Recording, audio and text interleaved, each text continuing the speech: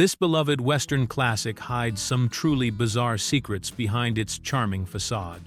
From a bull named Bill, who got his testicles sprayed to make him charge, to an entire film crew struck down by Montezuma's revenge while only the 3 stars remained healthy by drinking alcohol, the making of this iconic movie was filled with stranger-than-fiction moments. Plus, you'll discover how Steve McQueen's ego nearly derailed the whole production, and why a missing line disappeared from every version for 30 years. Here are the 15 weird facts you didn't know about Butch Cassidy and the Sundance Kid. Fact 1. The bull was drugged for comedy. One of the most memorable scenes in Butch Cassidy and the Sundance Kid features Paul Newman riding a bicycle with Catherine Ross through the countryside. Set to the tune of "Raindrops Keep Fallin' on My Head," the romantic sequence takes a comedic turn when they crash through a fence and land in a pen with an angry bull. What audiences didn't know was that this bull had a very specific name and received some unusual treatment to make the scene work. The bull's name was Bill, and he wasn't just any ordinary farm animal picked up from a local ranch. Bill was actually flown in from Los Angeles all the way to Utah specifically for this bicycle scene, making him perhaps one of the most well-traveled bovine actors in Hollywood history. The production team clearly wanted just the right bull for the job, and apparently Bill fit their exact requirements. However, getting Bill to perform on cue presented some unique challenges for the filmmakers. Bulls don't naturally charge on command, especially when there are cameras, crew members, and movie stars around. To solve this problem, the production team came up with an unconventional method that would probably raise eyebrows by today's animal welfare standards. According to behind-the-scenes accounts from The Making of Butch Cassidy and the Sundance Kid documentary from 1970, the filmmakers sprayed a substance directly onto Bill's testicles to encourage him to charge during the scene. This unusual approach was designed to create the aggressive behavior needed for the comedic moment when Newman and Ross's romantic bicycle ride comes to an abrupt and chaotic end. Surprisingly, Bill seemed completely unfazed by this treatment and showed remarkable professionalism throughout the filming process. The bull endured this procedure through several takes without showing any signs of distress or reluctance to perform. His calm demeanor and willingness to repeat the scene multiple times helped the production team capture exactly the footage they needed for one of the film's most beloved sequences. Fact 2. Only 3 stars survived Mexico illness. When it came time to film the Bolivia sequences for Butch Cassidy and the Sundance Kid, the production team faced a logistical challenge since they couldn't actually shoot in Bolivia. Instead, they chose Mexico as their filming location, specifically using the towns of Cuernavaca and Taxco to double for the South American country. This decision seemed practical at the time, but it led to one of the most uncomfortable experiences in the film's production history. Almost immediately after arriving in Mexico, the cast and crew began falling victim to a condition commonly known as Montezuma's revenge, which is severe diarrhea caused by drinking water that contains bacteria unfamiliar to visitors from other countries. Mexico's water supply at the time was notoriously problematic for American travelers, and the film production became a perfect example of why tourists are often warned to stick to bottled beverages when visiting certain destinations. The illness spread through the production like wildfire, affecting nearly everyone involved in the filming process. Director George Roy Hill himself came down with the condition, along with most of the cast members, crew workers, and production staff. The situation became so widespread that it seriously threatened the filming schedule and created significant discomfort for everyone trying to work on the movie. However, 3 people managed to avoid this unpleasant fate entirely. The film's 3 main stars, Paul Newman, Robert Redford, and Catherine Ross. Their secret to staying healthy wasn't any special medical preparation or luck, but rather a simple decision they made about what to drink during their time in Mexico. While the rest of the production was drinking the water that was being catered on set, Newman, Redford, and Ross chose to completely avoid it. Instead, they stuck exclusively to drinking bottled soda and alcoholic beverages throughout the entire duration of the shoot. This decision proved to be incredibly wise, as it kept them healthy and able to continue working while their colleagues suffered from the effects of contaminated water. Their choice to avoid the local water supply allowed filming to continue despite the widespread illness affecting the rest of the production team. Fact 3. The title was originally backwards. The iconic title, Butch Cassidy and the Sundance Kid, that movie fans know and love today, wasn't actually the original name that screenwriter William Goldman had in mind when he first wrote the script. According to Goldman himself, his screenplay was originally entitled The Sundance Kid and Butch Cassidy, which puts the Sundance Kid's name first and Butch Cassidy's name second, completely opposite from the final version that made it to theaters. This seemingly simple detail about the title order actually reveals a fascinating story about Hollywood's star power and how casting decisions can affect even the most basic elements of a film. When Goldman first wrote the screenplay, he envisioned the Sundance Kid as the primary character, which is why that name appeared first in the original title. The order of names in movie titles often reflects the importance or prominence of the characters, with the lead character typically getting top billing. However, the casting process for the film took some unexpected turns that would ultimately change everything about how the movie was marketed and presented to audiences. Initially, both Steve McQueen and Paul Newman read the script at approximately the same time, and both agreed to participate in the project. The plan was for McQueen to play the Sundance Kid, which would have aligned perfectly with Goldman's original title structure. But Hollywood plans rarely go smoothly, and Steve McQueen eventually dropped out of the production due to various disagreements and complications during the pre-production process. When McQueen left the project, it created an opportunity for the filmmakers to reconsider their casting choices and the overall structure of the film. With McQueen out of the picture, Paul Newman emerged as the biggest star attached to the project, and this shift in star power had a direct impact on the title. Since Newman was now the most established and famous actor in the cast, it made marketing sense to put his character's name first in the title. This practical decision led to the title being reversed from The Sundance Kid and Butch Cassidy to Butch Cassidy and the Sundance Kid, giving us the classic title that has endured for more than 50 years. Fact 4. Newman saw director's desk in half. Paul Newman was well known throughout Hollywood for his love of practical jokes and pranks, and his behavior during the filming of Butch Cassidy and the Sundance Kid provided a perfect example of just how far he was willing to go to get a laugh. One of the most outrageous stunts he pulled during production involved director George Roy Hill's office furniture, and resulted in what might be one of the most extreme practical jokes in movie history.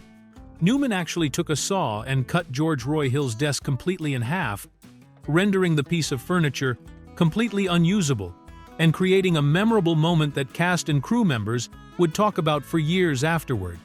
This wasn't just a random act of mischief, though, as Newman had a very specific reason for his destructive behavior, at least according to his own explanation of the incident. When asked about why he would do such a thing to the director's desk, Newman provided a characteristically humorous justification for his actions. According to Newman's own account, he sawed the desk in half because he wouldn't pay his bill for liquor which he borrowed from my office. This suggests that Hill had been helping himself to Newman's personal alcohol supply without properly compensating the actor for his generosity. And Newman decided that drastic measures were required to make his point about the unpaid debt. The desk incident wasn't an isolated occurrence, but rather part of a pattern of ongoing pranks and jokes that Newman played throughout the production process.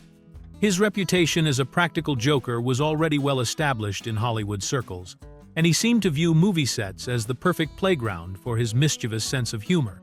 The relaxed and friendly atmosphere on the Butch Cassidy set apparently provided the ideal environment for Newman to indulge his playful side.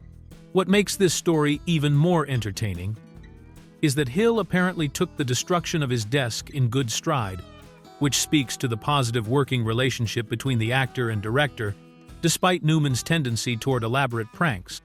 The incident has become part of the film's legend and demonstrates the lighthearted spirit that characterized the production. Fact 5. Catherine Ross, was banned from set. Catherine Ross found herself in serious trouble with director George Roy Hill during the filming of Butch Cassidy and the Sundance Kid, leading to one of the most unusual disciplinary actions in Hollywood history. The incident occurred on the very first day of shooting, which involved the train robbery scenes that were crucial to establishing the film's exciting opening sequence. Ross had come to the set that day simply to watch the filming process, as many actors do when they're not actively working, but want to observe how other scenes are being shot. The production had set up 5 cameras to capture the complex train robbery sequence from multiple angles, but they only had 4 camera operators available to handle the equipment. This created an opportunity that would soon lead to Ross getting into unexpected trouble. Cinematographer Conrad Hall, who was dating Ross at the time, saw a chance to involve her in the filming process and decided to put her on the extra camera that didn't have an operator. Hall took the time to show Ross how to operate the camera equipment and explained how to move it properly to get the shots they needed for the scene. This seemed like a harmless way to include Ross in the production, while also solving their camera operator shortage problem. However, director George Roy Hill had a very different reaction when he discovered what was happening. Hill was furious about the situation, though he chose not to express his anger publicly during the filming day. Instead, he remained silent throughout the entire day of shooting, letting the work continue without causing a scene in front of the cast and crew. At the end of the day, Hill finally revealed his displeasure and took decisive action. He banned Catherine Ross from being on the set, except when she was actually needed for scenes in which she appeared. Interestingly, Hall faced no punishment for his role in allowing Ross to operate the camera, despite being the one who had invited her to do it in the first place. Ross later made her feelings about Hill quite clear, stating that any day away from George Roy Hill was a good one, which suggests their working relationship remained strained throughout the production. Fact 6. A vanishing line disappeared for 30 years. One of the most puzzling mysteries in the history of Butch Cassidy and the Sundance Kid involves a single line of dialogue that mysteriously vanished from the film for 3 decades, without any clear explanation. During the famous 27-minute Super Posse chase sequence, there's a moment when Butch and Sundance dismount from their horse and start scaling rocky terrain to evade their relentless pursuers who have been tracking them across the countryside. In this tense scene, Butch asks Sundance a worried question. What if they don't follow the horse? Sundance responds with his characteristic confidence, saying, "Don't worry, Butch, you'll think of something." Originally, Butch had a comeback line to Sundance's reassurance, replying, "That's a load off my mind." This exchange was part of the film's original dialogue and remained intact in the movie for several years after its initial release. The line stayed in the film through its theatrical run and continued to appear in various versions until 1976, when the movie was broadcast on network television. For reasons that have never been fully explained, this particular line was omitted from that television broadcast, and what happened next is even stranger than the initial removal. After the 1976 television broadcast, the line, "That's a load off my mind," completely disappeared from every subsequent version of the film that was released to the public. It was missing from cable television broadcasts, home video releases, laserdisc versions. This meant that an entire generation of viewers who discovered the film through these formats never heard this piece of dialogue. The mystery deepened because no one seemed to know why the line had been removed, or who had made the decision to cut it from all these different versions. Film scholars and fans noticed the absence, but the line remained missing for 30 years. Finally, in 2006, when the Ultimate Collector's Edition DVD was released, the line was reinstated back into the film, allowing viewers to hear it for the first time in 3 decades, and completing the original exchange as it was meant to be heard. Fact 7. Gang name change due to another movie. The outlaw gang led by Butch Cassidy and the Sundance Kid underwent a last-minute name change that had nothing to do with historical accuracy and everything to do with Hollywood timing. Originally, the filmmakers planned to use the gang's actual historical name, which was the Wild Bunch. since that was what Butch Cassidy's real-life criminal organization was commonly called during their active years in the late 1800s and early 1900s. This name choice made perfect sense from a historical perspective, as it accurately reflected what the gang was known as during their time robbing trains and banks across the American West. The Wild Bunch was a fitting and authentic name that connected the movie directly to the real events and people that inspired William Goldman's screenplay, and it would have given the film an additional layer of historical credibility. However, the film industry operates on tight schedules and overlapping release dates, and sometimes these practical considerations force unexpected changes to even the most well-planned projects. In 1969, the same year that Butch Cassidy and the Sundance Kid was scheduled for release, another major Western film was also heading to theaters, with a very similar title. Sam Peckinpah's violent and groundbreaking Western called The Wild Bunch was released just a few months before Butch Cassidy and the Sundance Kid hit theaters. Peckinpah's film was a dark and brutal story that took a very different approach to the Western genre compared to the lighter, more comedic tone that George Roy Hill was bringing to his Butch Cassidy project.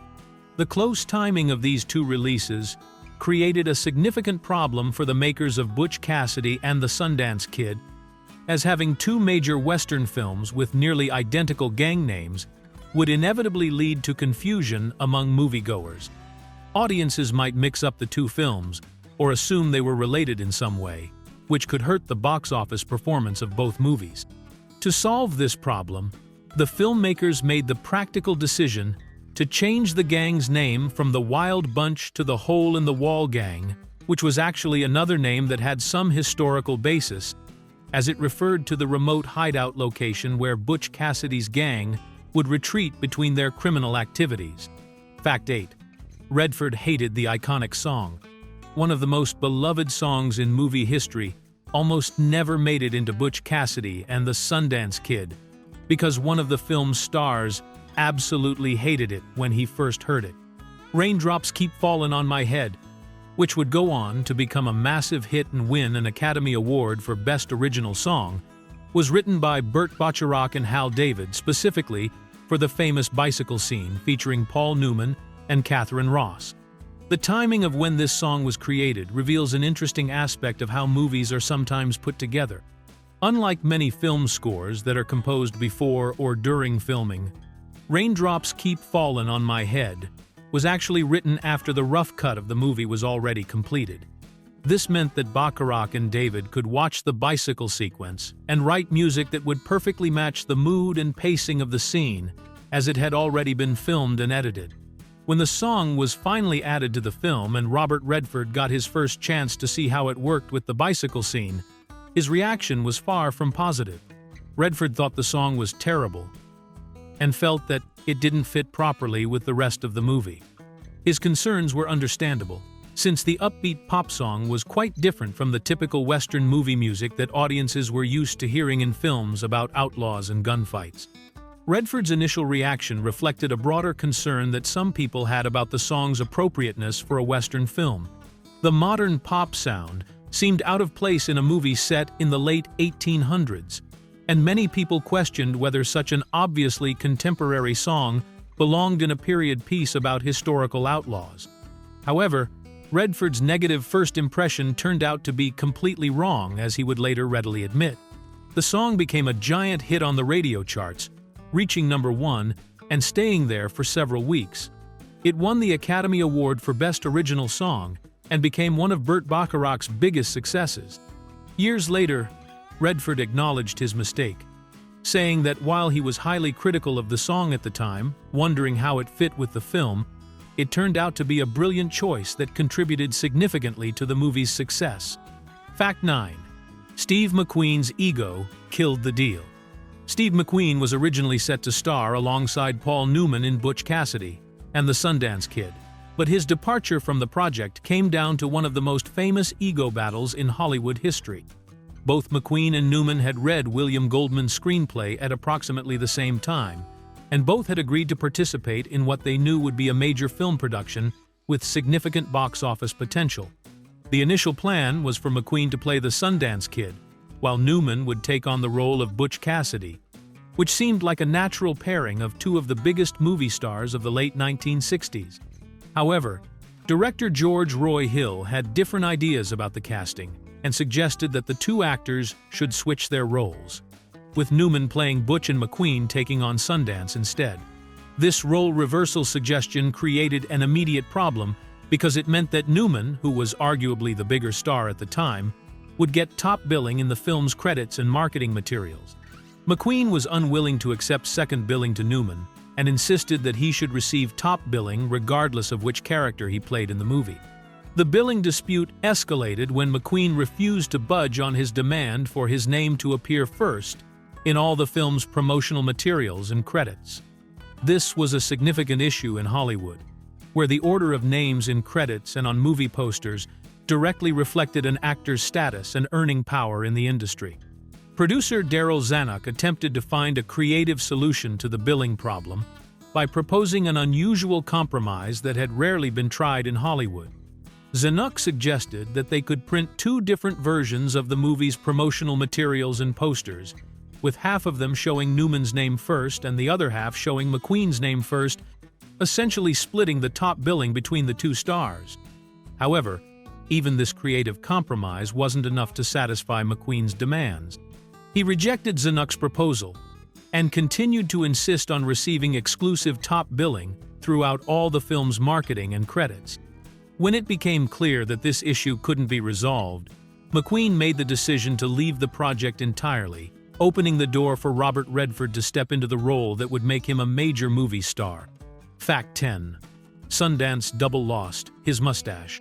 One of the most noticeable continuity errors in Butch Cassidy and the Sundance Kid occurs during the dramatic sequence when Butch and the Sundance Kid are forced to jump off a cliff and end up floating down dangerous rapids to escape from the relentless super posse that has been chasing them across the countryside.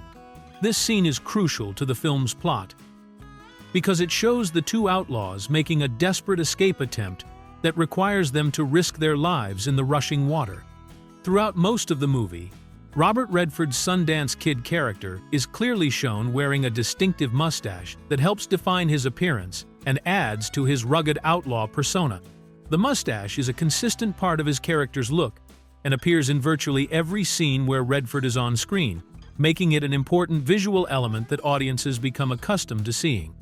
However, when the action moves to the water sequences showing the two characters floating down the rapids, careful viewers can spot a glaring inconsistency in the Sundance Kid's appearance. During these particular shots, the person playing the Sundance Kid appears to be completely clean-shaven, with no mustache visible on his face whatsoever. This obvious change in facial hair occurs because the dangerous water scenes required the use of professional stunt doubles rather than the actual actors, since the rapid sequences involved genuine physical risks that insurance companies and studios typically don't allow major stars to perform themselves. The production team hired experienced stunt performers who could safely handle the challenging water work while the cameras captured the action from various angles. Unfortunately, the stunt double who was hired to perform the water scenes for Robert Redford's character either didn't have a mustache naturally, or the makeup department failed to apply a fake mustache that would match Redford's facial hair. This oversight created a very visible continuity error that sharp-eyed viewers can easily spot when watching the film. The mistake is particularly noticeable because the camera shows clear shots of both characters during the water sequence, making it obvious that the person supposed to be the Sundance Kid looks significantly different from Robert Redford's established appearance, creating one of the film's most glaring production errors. Fact 11. The opening credits are in sepia.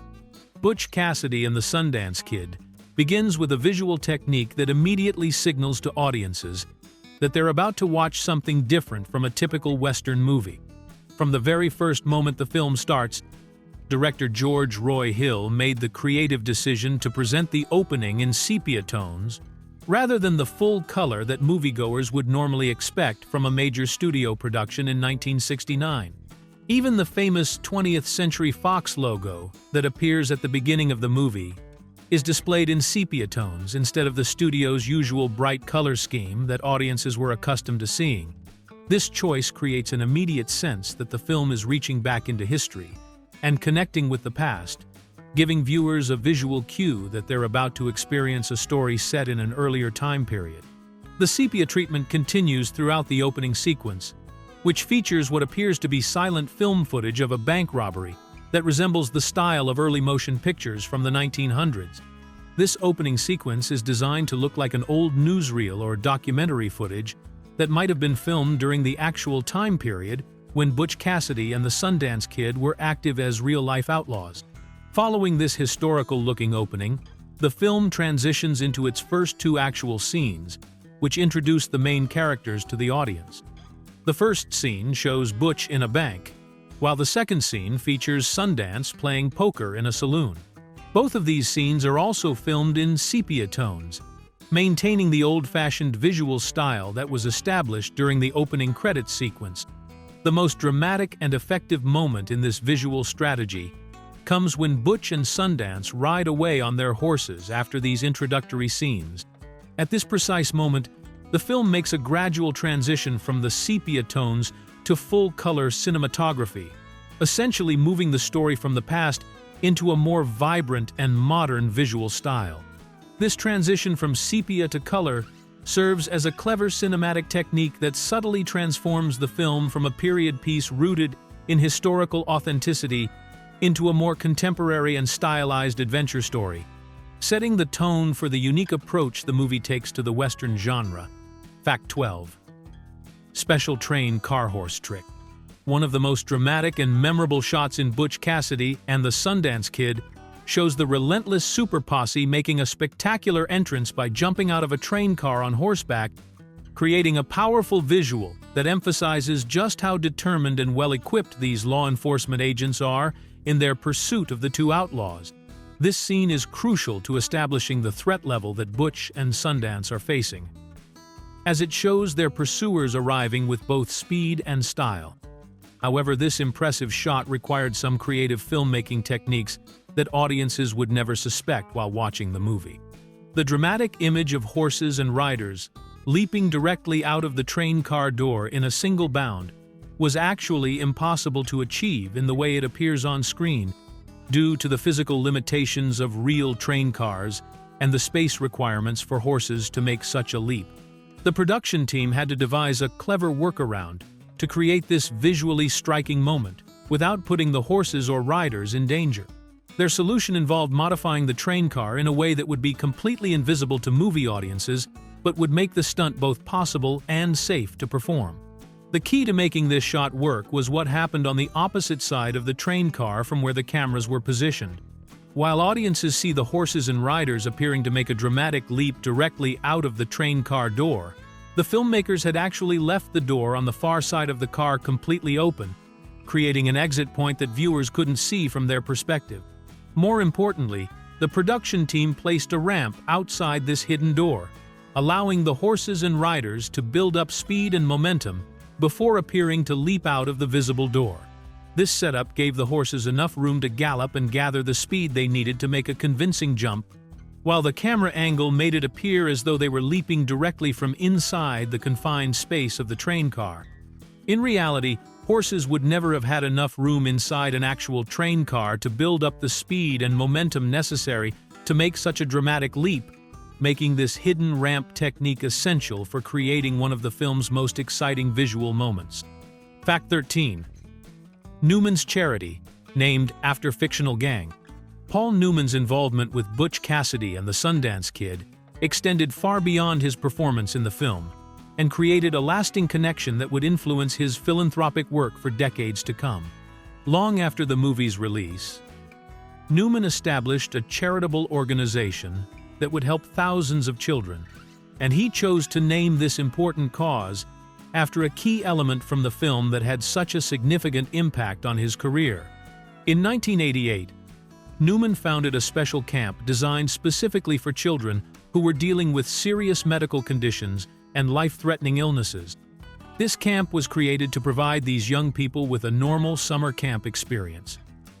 complete with all the traditional activities like swimming, arts and crafts, horseback riding, and outdoor adventures that healthy children typically enjoy at summer camps. The camp offers these experiences completely free of charge to families, ensuring that financial concerns never prevent a child from participating in the program. The organization provides not only the camp experience itself, but also ongoing support and outreach programs that continue to help these children and their families throughout the year, creating a comprehensive support network for people dealing with serious medical challenges. When it came time to choose a name for this meaningful charitable endeavor, Newman decided to honor his connection to one of his most beloved films by calling the organization Hole in the Wall Camp. This name directly references the gang name used in Butch Cassidy and the Sundance Kid, where Butch's group of outlaws was known as the Hole in the Wall Gang, named after their remote hideout location in the mountains of Wyoming. The choice of this name creates an interesting connection between Newman's fictional outlaw character and his real-life charitable work, suggesting that both the movie gang and the camp serve as refuges or safe havens for people who need them. Just as the hole-in-the-wall location provided shelter and safety for Butch Cassidy's gang, Newman's hole-in-the-wall camp provides a safe and joyful environment where children with serious illnesses can escape from their medical challenges and simply enjoy being kids in a supportive and understanding community. Fact 14. Record-breaking BAFTA wins. Butch Cassidy and the Sundance Kid achieved something that no other film has managed to accomplish in the history of the British Academy of Film and Television Arts Awards, commonly known as the BAFTAs. With a total of 9 wins at the 1970 BAFTA ceremony, the film set a record that still stands today, more than 50 years after its original release, making it one of the most honored films in British cinema recognition. The BAFTAs are considered one of the most prestigious film award ceremonies in the world, often serving as a predictor for the Academy Awards and representing the highest level of recognition that the British film industry can bestow upon a movie. For any film to win multiple BAFTAs is considered a significant achievement, but winning 9 awards in a single year was unprecedented and has never been matched by any other production. What makes this record even more remarkable is that Butch Cassidy and the Sundance Kid didn't just win a lot of awards, it actually won every single BAFTA award for which it was eligible that year. The film swept through the ceremony, taking home awards in every major category where it had received nominations, demonstrating the complete admiration that British film professionals had for every aspect of the production. The 9 BAFTA wins covered virtually every important aspect of filmmaking, showing that the British Academy recognized excellence in both the creative and technical elements of the movie. The film won the award for Best Picture, which is always the most prestigious honor of the evening, along with Best Actor for Robert Redford, Best Actress for Catherine Ross, and Best Direction for George Roy Hill. The technical achievements were equally recognized, with the film winning BAFTAs for Best Screenplay, Best Cinematography, Best Film Editing, Best Sound, and Best Score. This comprehensive sweep across both artistic and technical categories demonstrated that every department involved in making the film had performed at the highest possible level. The film's 10th nomination was actually a dual nomination in the Best Actor category, since both Paul Newman and Robert Redford were nominated for their performances, making it impossible for the movie to win that particular award twice, which explains why it won 9 out of 10 possible awards. Fact 15. Wrong singers got credit for soundtrack. One of the most persistent misconceptions about the Butch Cassidy and the Sundance Kid soundtrack involves the identity of the vocalists who performed on Burt Bacharach's song South American Getaway, which plays during a key sequence in the film. For decades, many people have incorrectly believed that this song featured the famous Swingle Singers, a well-known vocal group that was popular during the 1960s and 70s for their unique jazz interpretations of classical music and contemporary songs.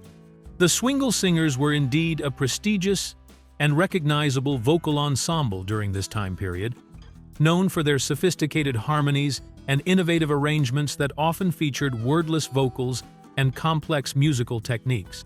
Their reputation and distinctive sound made them a logical choice for film composers who wanted high-quality vocal work, which probably explains why so many people assumed they were the ones performing on the Butch Cassidy soundtrack.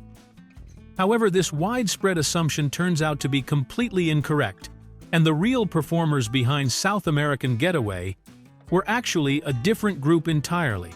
The vocals on this Baccarat composition were performed by the Ron Hicklin Singers, a group of Los Angeles-based studio vocalists who specialized in providing background vocals and vocal arrangements for various recording projects throughout the entertainment industry. The Ron Hicklin Singers were highly skilled professional vocalists, but they operated more as behind-the-scenes studio musicians rather than as a front-facing performing group like the Swingle Singers. This meant that while their work was extremely important to many recordings, they often didn't receive the same level of public recognition or fame that other vocal groups enjoyed during this era. What makes this case of mistaken identity even more interesting is that the Ron Hicklin Singers were actually best known for their work on television music, particularly as the real voices behind the Partridge Family recordings. While the actors on the popular television show appeared to be singing the songs, it was actually the Ron Hicklin Singers providing most of the vocal work that audiences heard on the hit records, making them an integral but largely invisible part of one of the most successful musical television shows of the early 1970s.